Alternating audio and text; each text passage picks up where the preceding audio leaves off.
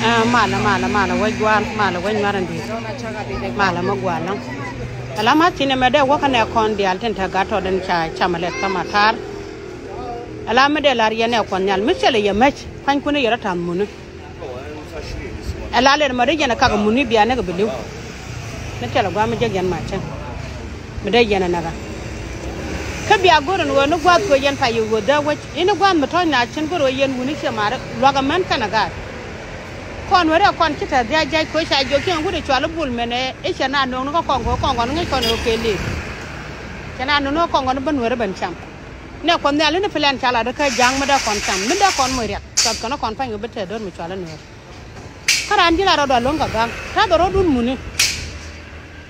yo mi chatte de yo biya gore biya jak ma jin che mi jin che mi da do ru jin karo ad bo goro ru mut goro ru ken mi gwa ma to ji don yan gad ko binien jina le charam doran ga jen ina ran ci ko nyala chak bom go de gat ka de gang ci gunu ko la bom lang tuara ja ko bu ko ne di ñwan iran mi ci ko di chak doru ci li bu doru jin gut bu ko den ci cawdu nang ba ji guj leer to wang mala de yen don mi ci wobbe ko bra nga gang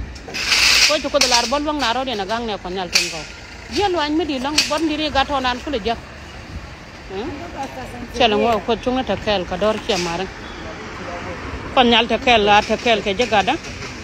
bon di ko ne chaka me ko ri ye chokor cho ke yira jallo an mi di long kon war tele tele ay chan kel na kon nyal ten ko doran ke daga pije jan pak daga mi ke daga kien tele daga den mi len ngo jo doran mi la na la gori le di cham na